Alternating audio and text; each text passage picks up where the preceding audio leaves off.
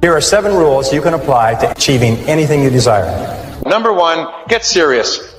Make a decision to go all the way to the top. Up to now you've thought about it. Up to now it's passed your mind. Many of you made the decision and you decided to get serious and your lives have taken off. Like in the shadow going up the dark side of the hill until the moment you decide that, by gum, I'm going to be the best in what I do. I'm going to be in the top 10%.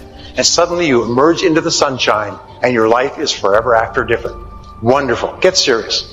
Don't fool around anymore. You've really got to get serious. You don't have to be grim, but you must be serious. I know a guy that's got a half a dozen jokes keeping him from becoming wealthy. He's not known as rich. He's known as a joker, which I guess is okay if that's the kind of life you want to live. But it really isn't the best way to live. To go from average to fortune, you must get serious. And you must get serious about 2 very important things. Number 1 is setting your goals and where you want to go. Designing the next 5, the next 10 years is so vitally important. What do you want to do economically? Where do you want to go? What do you want to be? What would you like to have? What would you like to share? How much would you like to earn? How far would you like to go? Those are some major questions to ask. And for that all to work out like you want it to for the next 5 or 10 years, in my personal opinion, you've got to get serious. Say this to yourself every day. I can write my own book. I can have my own business. I can take the trip and travel around the world. It's possible. I can bounce back from adversity and reinvent my life. It's possible. The second letter of the 10 is competence. And this is a discovery that I made a couple of years ago, and it just staggered me because I've been studying success for years. And then there's the book In Search of Excellence, and then there's The Pursuit of Excellence, and then there's Refinding Excellence and Losing Excellence, and all the excellence books. And I sat down and looked at this whole concept of excellence, and I saw something that I hadn't noticed. It's almost like something brought to the surface of your mind.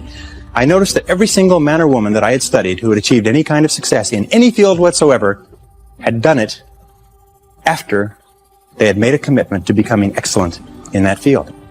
And I began to look, and I began to compare, and I began to talk to people, and I speak to thousands of people virtually every month. I found that I never found a single person who was successful who was not excellent at what they did.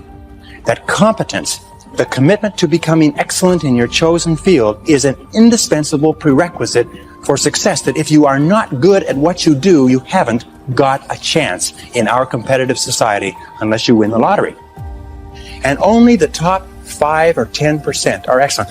You must commit yourself to excellence. You must commit yourself to becoming the best. And the wonderful thing is that excellence is a journey. It's not a destination. You never get there. Complacency and satisfaction are the key enemies of excellence. But once you commit yourself to becoming excellent, the whole world opens up for you. It's possible to exercise self-interest, but to do it in such a way that no one loses, everyone benefits.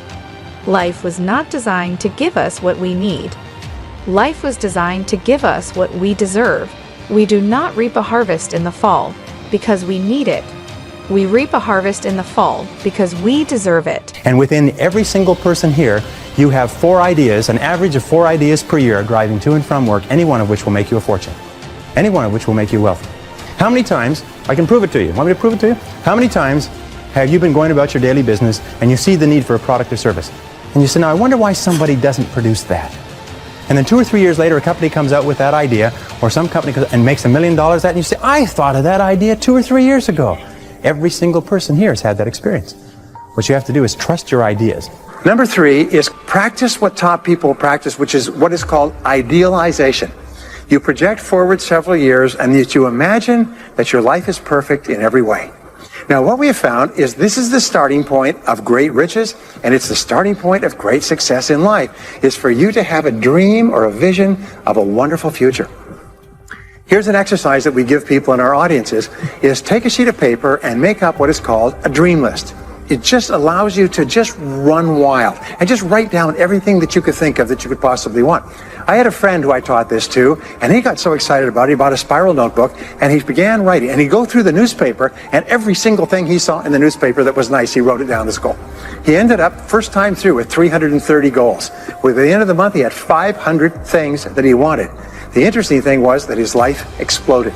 He activated the law of attraction, and he began to attract into his life people, circumstances, ideas, resources, insights that began to move him toward the accomplishment of the goals. Then you have to get serious about another important subject. And that important subject is called personal development. Personal development is striving hard to become the kind of person that you want to be. There's a very important question to ask, and the question is, 10 years from now, you will surely arrive. And the question is, where? So to answer the question of where you want to arrive and the kind of person you want to be, you've got to get serious. And the difference between successes and failures is not that successful people make right decisions. It is that successful people make their decisions right.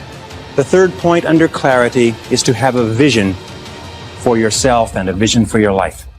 The key to having a vision is to have a dream. They say in the song, you've got to have a dream if you want to make a dream come true.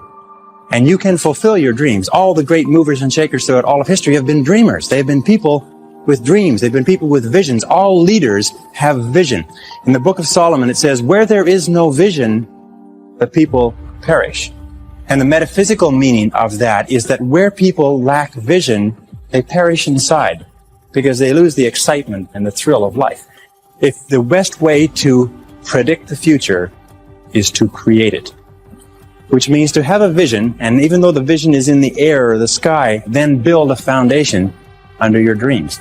And when you see men and women who rise from poverty and obscurity to fame and renown, you invariably see someone who had a vision of what they could be and have and do that was far beyond what they were. Every one of us has had an experience. At one time, when we were small, we had a vision of being grown up and having our own cars. And as we grew older, we had a vision of having our own homes and our own families. The problem is that our goals are set so low that even when we do achieve them, they don't turn us on. They don't fill us with enthusiasm. So dream big dreams. The next key to becoming a self-made millionaire is to get around the right people.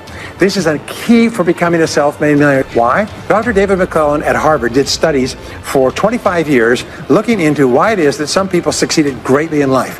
What he found was as much as 99% of your success in life is going to be determined by what he called your reference group.